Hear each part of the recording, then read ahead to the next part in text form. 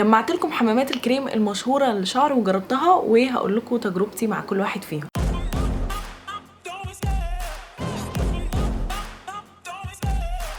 هاي للجميع، عاملين ايه؟ يا رب تكونوا كلكم كويسين. انا نورهان، بعمل فيديوز عن البيوتي والفاشن واللايف ستايل وحاجات تانية كتير. عايزين تشوفوا الفيديوهات اللي بنزلها دايما تقدروا تعملوا سبسكرايب او اشتراك من الزرار اللي تحت الفيديو اللي ما بقاش لونه احمر، وبعدها تفعلوا العلامه بتاعه الجرس، وكمان تقدروا تشتركوا في الانتساب عن طريق كلمه انتساب او جوين اللي هتلاقوها كمان جنب السبسكرايب، ولما تدوسوا عليها هتروحوا الفيديو هيشرح لكم بالظبط ايه هو الانتساب. ودلوقتي خلونا نبدا في الفيديو بتاعنا ونتكلم عن حمامات الكريم للشعر. هو حمام الكريم وايه الفرق بينه وبين حمام الزيت؟ عشان بتسأل على الحاجات دي كتير جدا.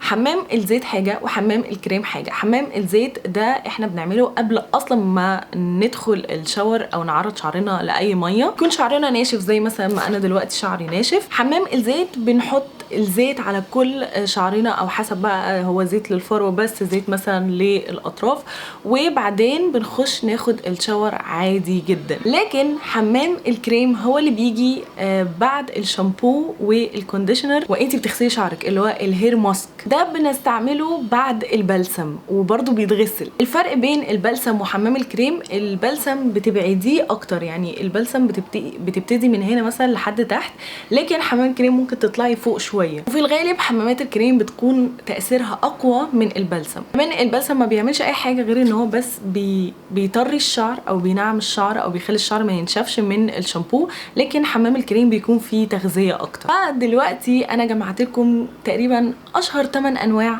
موجوده في السوق والناس بتستعملها كتير عشان اقول لكم رايي فيها. حمام الكريم بقى لوحده بتستعمليه ازاي؟ بعد الشامبو والكونديشنر بتاخدي كميه من حمام الكريم بتفرديها على شعرك مثلا من اول هنا لحد تحت، وبتسيبيه 5 دقايق وبعدين بتغسليه بالميه عادي. تقريبا يعني كلهم بيستعملوا نفس الاستعمال ده. دلوقتي بقى خليني ابدا لكم الانواع من الاوحش للاحسن. واول نوع اللي انا رميت العلبه بتاعته مش موجوده دلوقتي معايا، صراحه انا بنسى اسمه، بس هو بالكرياتين ولونه اصفر ومشهور، هطلعه لكم هنا دلوقتي. ده اوحش نوع ممكن تستعمليه في حياتك، ده العالم كله بيشكر فيه، مصر كلها بتشكر فيه، والدول العربيه والمجاوره وكله. ده بيوقع الشعر جدا جدا جدا جدا. ده انا رميته في الحوض، يعني فضيت العلبه ورميتها، عشان لو رميتها وهي مليانه حد هيتاذي ورايا. بينعم الشعر بس بيوقع الشعر جدا جدا جدا جدا جدا. فانت لو مستغنيه عن شعرك يعني استعمليه، بالذات لو شعرك عنده قابليه اصلا ان هو هيوقع شعرك جدا. فانا بالنسبه لي، انا بتكلم عن تجربتي الشخصيه، انا بالنسبه لي ده قوي جدا جدا جدا على الشعر لدرجه ان هو بيوقع الشعر. هو بينعم الشعر فعلا، بس من كتر ما هو بينعم الشعرايه بيخليها تضعف لدرجه ان هي تقع. تاني نوع واللي انا برضو ما حبيتهوش هو المايونيز. حمام كريم المايونيز المشهور جدا جدا، انتوا زي ما انتوا شايفين انا مخلصاه على الاخر، ما فيهوش حاجه، ملوش اي لازمه، ما بيعملش اي حاجه. حاسه ان هو ملوش نتيجة قوية على الشعر، ولا كان بينعم الشعر، ولا بيهدي الهيشان، ولا بيغذي الشعر، ولا بيرطب الشعر، ولا بيعمل اي حاجة، ما بيعملش حاجة. يعني زيه زي قلته، بالذات ان هو اصلا مش رخيص، فيعني انا استعمله ليه وهو ما بيعملش حاجة اساسا؟ فده انا تجربتي معاه ان هو ما بيعملش حاجة. يعني لو انت شعرك هايش، لو انت شعرك مقصف او كده، مش هيخلي شكل شعرك احسن. ما استفدتش منه باي حاجه، واول ما جربته قلت ان هو مش حلو. انتوا قلتوا لي في الكومنتس عيدي تجربته، يمكن يطلع كويس. هو ريحته بس اللي حلوه، وريحته مريبه كمان. ايه هو ريحته بقت مريبه كده ليه؟ يمكن عشان العلبه خلصانه بقالها كتير ريحته بقت مريبه قوي. المهم يعني ان انا عدت تجربته، قلت هجربه لحد ما تخلص العلبه، وحقيقي ما عملش اي حاجه. فده برضو انا ما انصحكوش بيه خالص. النوع اللي بعد كده هو مشهور برضو جدا، هو منك ده نوع مصري، حجمه كبير ورخيص، تقريبا دلوقتي بقى ب 33 جنيه 35 جنيه، والعلبه كيلو حمام كريم. انا جربت منه النوع ده اللي هو الاخضر ده بزيت الزيتون، وجربت التاني اللي هو الاشهر اللي لونه لبني اللي بجوز الهند. الاتنين حلوين، والاتنين بيرطبوا الشعر، مش بيوقعوا الشعر، لكن هم بيعملوا حاجه تانية خالص وحشه، بيطلعوا حبوب في الجسم. يعني انتي وانتي بتغسلي شعرك هو بيقع على جسمك، بيطلع حبوب بشكل مش طبيعي. يعني مثلا انت شعرك لو قصير وبتغسليه على ورا، انت حاطه، انا بغسل شعري على قدام عشان شعري طويل، بس لو انت شعرك بتغسليه على ورا هيطلع لك كم حبوب في المنطقه بتاعه ظهرك دي مش طبيعيه. واكتشفت انا واختي الاكتشاف ده ان هي استعملته، هي كانت بتستعمله وبعدين استعملته بعدها، هي كانت بتستعمله وانا اخدته منها استعملها، علشان ودي تقريبا 3 علبه نجيبها. يعني احنا جبنا اللبني وبعد كده جبنا الاخضر وخلص، وبعد كده جبنا ده. من اول ما اشتريناه ومن اول ما ابتدينا نستعمله واحنا الاثنين ابتدى يطلع لنا حبوب كتير جدا في ظهرنا وما كناش فاهمين هو ايه. قلت لها يمكن تغيير الجو، يمكن هرمونات، حاجه كده. انا شفت فيديو لدكتور كان بيتكلم عن ان الشامبو والكونديشنر وكده مش مفروض يجي على بشرتنا، مش مفروض يجي على وشنا، مش مفروض يجي على جسمنا على ظهرنا. فكان بيقول اغسلوا شعركم على قدام. فقلت خلاص يمكن فعلا عنده حق، خليني اجرب ان انا يعني اغسل شعري على قدام. وفعلا ابتديت اغسل شعري على قدام، الحبوب هديت جدا، وقلت لها وعملت نفس الشيء والحبوب هديت جدا. وبعد كده قلت انا طول عمري بغسل شعري على ورا، عمري ما حصل لي كده، طب اشمعنى دلوقتي؟ وكان هو الحاجه الوحيده اللي انا مغيراها في روتيني. فقلت طيب خليني ارجع اغسل شعري على ورا عادي، ولكن من غير حمام الكريم ده. وكل الحبوب رجعت هديت ورجعت راحت. قلت لا، ما انا ممكن يكون بيتهيألي، ممكن اكون ظلماه. رحت راجعه مستعملاه تاني وخليت شعري على ورا، طلع لي حبوب تاني وظهري التهب جدا.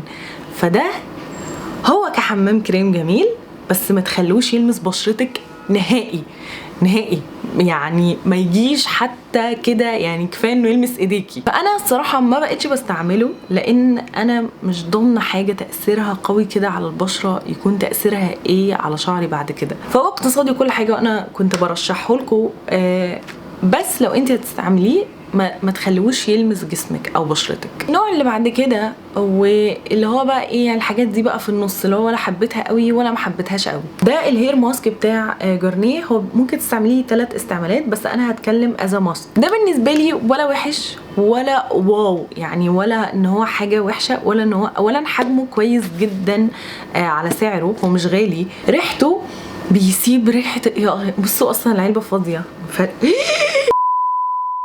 ادي اخرة اللي عايز يصور فيديوهات. دلقت الماء على نفسي، ماشي مش مهم، ما فيهاش اي حاجه، هي فاضيه فيها ميه بس. ريحته لسه في العلبه. انا ممكن استعمله بس عشان ريحته، وبيسيب ريحه الشعر كده، وريحته موز جدا. هو ده بالموز وفي منه بكذا حاجه تانية.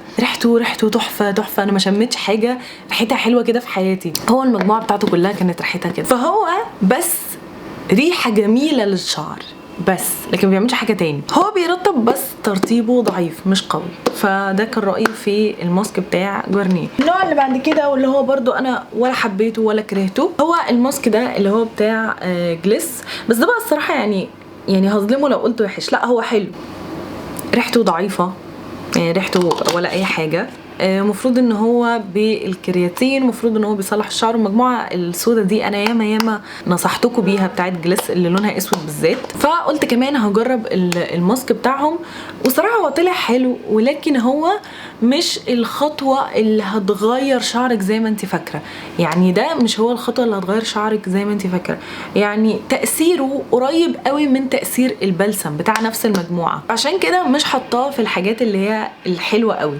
لكن هو كويس، وفاكره ان سعره ما كانش غالي على كميته، تقريبا كان ب 100 جنيه. يعني هو حلو بس للناس اللي مش عايزه ترطيب قوي قوي قوي قوي، وحاسه ان هو بيوقع الشعر شويه، فعشان كده ما حطيتوش في الحاجات اللي هي حلوه قوي. بس يعني لو عايزين تجربوه ممكن تجربوه، هو مش سيء يعني. بس انا حاسه ان هو مش متوفر قوي، يعني انا ما لقيتهوش بسهوله، لقيته بصعوبه شويه. ونيجي بقى لاحلى 3 انا استعملتهم في حياتي. احلى 3 هير ماسك، التوب 3 هير ماسك استعملتهم في حياتي.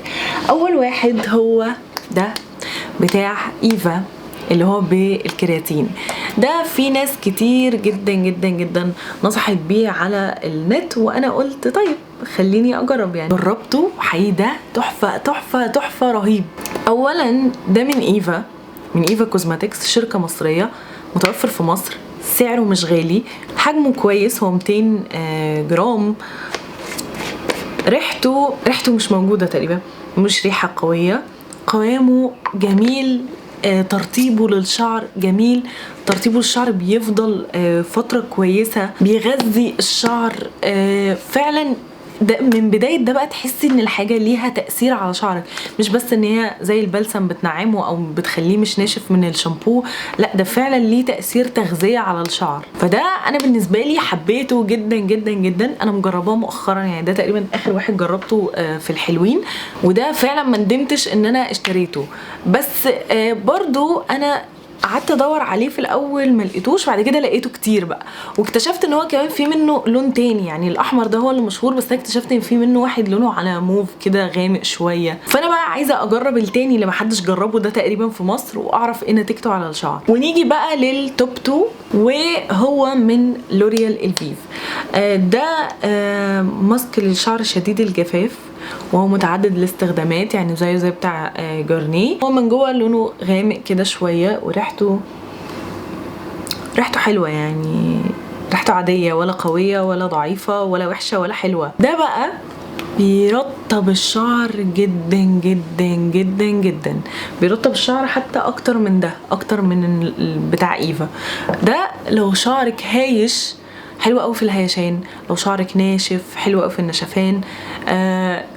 بس ملوش تأثير تغذية، يعني انا مش حاسة ان هو مغذي للشعر، بس حاسة ان هو بينعم الشعر جدا، ومش بيخلي الشعر يقع، يعني مش بيوقع الشعر بكثافة. وده هتلاقوه متوفر، يعني هتلاقوه في نون، في جوميا، في الصيدليات، في كارفور وكده. اخر نوع بقى في الماسكات بتاعت الشعر، والتوب 1 بالنسبة لي، والتوب 1 لتقريبا كل الناس خبراء الشعر، هو الماسكات بتاعت لوريال بروفيشنال.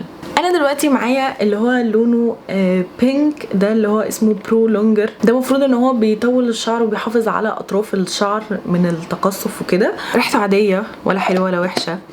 بس كمان اللي انا حبيته اكتر من ده، اكتر من البينك ده، فعلا بيطول الشعر، بس اللي انا حبيته اكتر من البينك كترطيب وتغذيه، اللي لونه ذهبي. انا رميت العلبه، كان عندي الشكل القديم بتاعها اللي هو ده، دلوقتي هم غيروا شكلها وبقت شبه دي، بقت كده. ده رهيب، الذهبي رهيب رهيب، بيغذي الشعر جدا، بيرطب الشعر جدا. ده ليه نفس التأثير، بس ده بيطول الشعر. لو انت مش عايزه تطولي شعرك ممكن تستغني عن البينك وتجيبي التاني اللي هو لونه ذهبي. لكن الحقيقه كماسكات، احسن ماسكات انا استعملتها بتاعت لوريال بروفيشنال. صحيح ان هي اغلى نوع في اللي موجودين دلوقتي، ولكن كمان ارخص نوع ما كانش اوحش واحد، كان في حاجات اوحش منه واغلى منه. ولكن احنا هنا مش بنتكلم بترتيب الفلوس، احنا بنتكلم بترتيب تاثير المنتج على شعري. ده اكتر ماسك انت بتاخدي منه كميه قليله. انا كل الماسكات اللي فاتت دي باخد منها كميه كبيره عشان تقضي كل شعري، او عشان تدي مفعول في شعري. ده الماسك الوحيد اللي باخد منه كميه قليله، هو والذهبي اللي كان شبهه. ماسكات الشعر بتاعت لوريال بروفيشنال هي بالنسبه لي رقم 1. لو هي بالنسبه لك غاليه ممكن تبدليها بلوريال الفيف العادي، سعره ارخص وكمان نتيجته حلوه جدا. او ممكن لو عايزه كمان حاجه ارخص تستعملي الهير كرياتين بتاع ايفا. دول بالنسبه لي هم التوب 3 كده، بالنسبه لي هم التوب 3 دول احلى 3 ماسكات انا استعملتهم لشعري. انصحكم بقى تستعملوا اي واحد يعجبكم يعني. وبس كده، ده كان الفيديو بتاع النهارده، يا رب يكون عجبكم. لو عجبكم ما تنسوش تدوسوا لايك، وكمان ما تنسوش تكتبوا احلى كومنتات علشان تظهر في اول فيديو الجاي. اشوفكم على خير، سلام.